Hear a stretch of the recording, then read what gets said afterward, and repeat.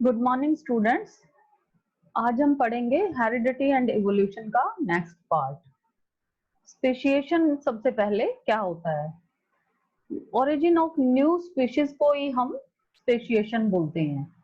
और ये स्पीशीज कहाँ से बनती हैं? प्री एग्जिस्टिंग स्पीशीज से बनती हैं। और इसके लिए फैक्टर्स क्या क्या रिस्पॉन्सिबल होते हैं? जेनेटिक ड्रिफ्ट हम पहले पढ़ चुके हैं, नेचुरल सिलेक्शन भी पहले पढ़ चुके हैं। और तीसरा फैक्टर होता है ज्योग्राफिकल आइसोलेशन। ज्योग्राफिकल आइसोलेशन में जैसे बुशेस हैं और उनके बीच में रिवर आ गई, जो दोनों तरफ बुशेस हैं उन पे सेम बीटल्स थी इनिशियली, बट वो बीटल्स सेपरेट हो गई for years and they evolve independently. अब उनके डीएनए में इतने ज्यादा चेंजेस आ गए कि उनकी जो जर्म सेल्स बनी दोनों पॉपुलेशंस की, वो आपस में फ्यूज नहीं हो सकती थी। तो इसलिए क्या हुआ? न्यू स्पीशीज जनरेट हो गई। अब tracing evolutionary relationships. Analogous organs क्या होते हैं? जिनका फंक्शन सिमिलर होता है लेकिन स्ट्रक्चर और बॉडी डिजाइन डिफरेंट होता है। ये कन्वर्जेंट इवोल्यूशन शो करते हैं, जैसे wings of bat, birds, butterfly. Bat के जो विंग्स हैं they are formed by extension of skin over digits of the fore limbs. और बर्ड्स के जो विंग्स हैं they are formed by modification of fore limb covered with feathers. और butterfly एक insect है, तो इंसेक्ट्स के जो विंग्स हैं they are made up of scale of chitin develop internally और एक्सटर्नली। होमोलोगस ऑर्गन्स क्या होते हैं?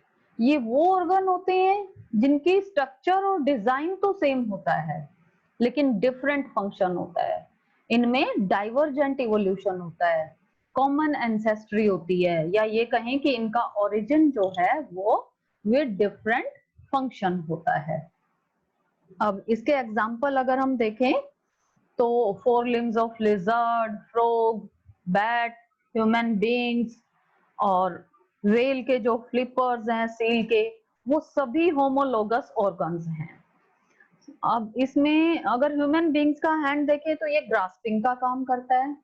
हॉर्स की लेग्स जो हैं वो रनिंग का, डॉग्स के जो लेग्स हैं वो भी रनिंग का काम करती हैं। लिजर्ड की भी रनिंग का काम करती हैं। और बैट की जो फोर लिम्स हैं वो फ्लाइंग में हेल्प करती हैं। फ्रॉग की जंपिंग में हेल्प करती हैं। फॉसिल्स क्या होते हैं?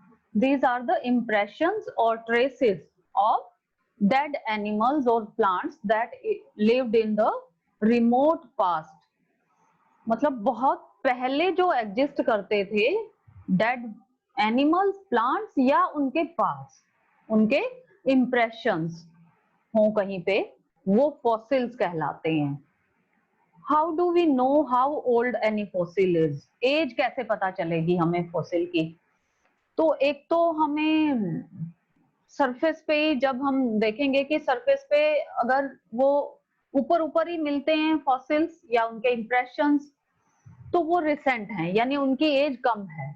और अगर डीपर लेयर्स में मिलते हैं तो इसका मतलब उनकी एज ज्यादा है। दूसरा, हम कार्बन डेटिंग करते हैं। कैसे की जाती है ये? By detecting the ratio of different isotopes of same element in the fossil material. Carbon 12 तो नॉर्मल कार्बन है और कार्बन 14 जो है ये रेडियो आइसोटोप है कार्बन का। इसके बेसिस पे ही हम ये डिटेक्ट कर पाते हैं कि फॉसिल की एज कितनी है। अगर इसमें रेडियो एक्टिविटी ज्यादा है या कम है, वो उसकी एज बताएगी। अब इवोल्यूशन बाय स्टेजेस कैसे होता है? Evolution of eyes. Flat worm, जिसका एग्जांपल प्लेनेरिया है, इनमें बहुत सिंपल आइज होती हैं जो कि सिर्फ एक आई स्पॉट की फॉर्म में होती हैं, और ये आई स्पॉट लाइट को डिटेक्ट करता है। इस बेसिक डिजाइन से कॉम्प्लेक्स आइज इवोल्व हुई हैं डिफरेंट ऑर्गेनिजम्स में, जैसे इंसेक्ट्स हैं, ऑक्टोपस हैं और सभी वर्टिब्रेट्स में। अब फेदर्स का इवोल्यूशन कैसे हुआ है? फेदर्स जो हैं इनिशियली किस लिए डेवलप हुए थे? To provide insulation in cold weather.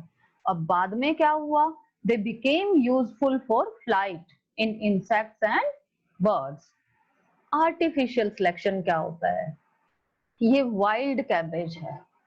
Human beings ने इस वाइल्ड कैबेज को कल्टीवेट किया एज अ फूड प्लांट और इससे डिफरेंट वेजिटेबल्स बनाई थ्रू आर्टिफिशियल सिलेक्शन। सबसे पहले कैबेज बनाई, कैसे बनाई, by reducing the distance between leaves, और फिर फ्लावर फॉर्मेशन को, फ्लावर डेवलपमेंट को अरेस्ट करके ब्रोकली को बनाया, और फ्लावर्स, स्टेराइल फ्लावर से कॉलीफ्लावर बनी, और स्वोलन पार्ट से कोहलराबी बनी, और लीव्स लार्ज लार्ज अगर रखे गए तो वो केल बन गई। Evolution should not be equated with progress. जब कोई न्यू स्पीशीज इमर्ज होती है तो इसका मतलब ये नहीं होता कि ओल्ड स्पीशीज डिसअपीयर हो गई, और ऐसा भी नहीं होता है कि न्यू स्पीशीज जो है वो हमेशा ओल्ड स्पीशीज से बेहतर होगी। हो सकती है पर हमेशा ऐसा जरूरी नहीं है। जैसे एक एग्जांपल लेते हैं, बैक्टीरिया सरवाइव कर सकते हैं एक्सट्रीम कोल्ड एंड हॉट वेदर्स में, लेकिन ह्यूमन बीइंग्स ऐसा नहीं कर सकते।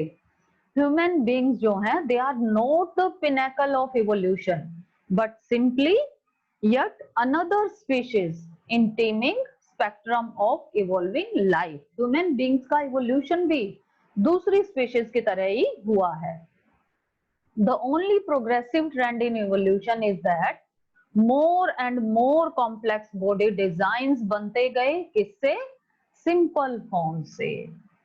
अब मोलिकुलर फाइलोजेनी क्या है, हमने पहले भी डिस्कस किया था कि डीएनए में जो चेंजेस होते हैं सेल डिवीजन के टाइम वो एक्यूमुलेट हो जाते हैं and they lead to changes in proteins. Proteins जो हैं ये कहाँ से बनते हैं, डीएनए की ट्रांसलेशन से ही बनते हैं। अब दूसरा पॉइंट इसमें क्या था कि ये जो चेंजेस हैं ये जनरेशन आफ्टर जनरेशन एक्यूमुलेट होते जाते हैं, और इसी चीज को फिर हम यूज करते हैं to trace the changes in DNA backwards in time. और यहां से ही हमें पता चलता है कि हर एक जो चेंज है वो कहाँ से डाइवर्ज हुआ है दूसरे चेंज से। इसी को हम मोलिकुलर फाइलोजेनी कहते हैं। एक्चुअली मोलिकुलर फाइलोजेनी में हम क्या, फाइलोजेनी होती है study of evolutionary relationship of organisms.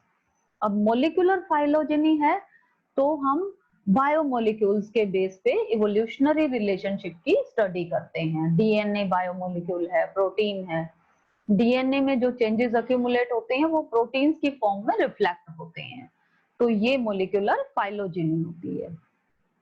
अब ये किस आइडिया पे बेस्ड है कि organisms which are more distantly related will accumulate a greater number of differences in their DNA। मतलब कि जिनके कॉमन एंसेस्टर्स हैं उनके डीएनए में डिफरेंसेस कम होंगे, और जो दूर के हैं मतलब डिस्टेंटली रिलेटिव्स हैं तो उनके डीएनए में ज्यादा डिफरेंस होगा। Okay, such studies trace evolutionary relationships and it has been highly gratifying to find that the relationships among different organisms shown by molecular phylogeny match the classification scheme। 9th class में हमने classification scheme पढ़ी है animals की, वो classification scheme जो है molecular phylogeny के ऊपर ही बेस्ड है, जो कि इवोल्यूशनरी रिलेशनशिप बताती है। अब ह्यूमन इवोल्यूशन क्या है और कैसे हुआ। ह्यूमन इवोल्यूशंस के लिए, स्टडी के लिए जो टूल्स हैं वो हैं एक्सकैवेटिंग, खुदाई करना, carbon dating and determining DNA sequences. फिर ह्यूमन फॉर्म्स में भी ग्रेट डाइवर्सिटी है और फीचर्स भी अक्रॉस द ग्लोब अगर हम देखें तो अलग अलग फीचर्स हैं अलग अलग कॉन्टिनेंट्स पे रहने वाले लोगों के। People questioned if all the different groups have evolved separately। अब ये अलग अलग कॉन्टिनेंट्स पे रहने वाले लोगों के फीचर्स अलग अलग हैं, तो ये क्वेश्चन उठता है कि क्या उनका इवोल्यूशन सेम है या सेपरेट है, तो दे हैव बीन इवोल्व्ड सेपरेटली। यहाँ पे जोग्राफिकल आइसोलेशन वाला फैक्टर आ जाता है। However, that is not the case. There is no biological basis to the notion of human races. लेकिन ह्यूमन बींग्स की जो स्पीशीज है वो सिंगल स्पीशीज है। अर्लीस्ट मेंबर्स जो थे ह्यूमन स्पीशीज के वो होमो सेपियंस थे और वो सबसे पहले कहाँ पर मिला था ह्यूमन बींग? अफ्रीका में मिले थे। A couple of 100,000 years ago, कई हजार साल पहले ऐसा हुआ था कि कुछ एंसेस्टर्स ने अफ्रीका छोड़ दिया और कुछ वहीं पे रहे। अब जिन्होंने छोड़ दिया था वो माइग्रेंट्स कहते हैं उनको हम, वो slowly spread across the planet to different continents, वो अलग अलग कॉन्टिनेंट्स पे चले गए और जो रेजिडेंट्स अफ्रीका में ही थे वो अफ्रीका में भी स्प्रेड हो गए।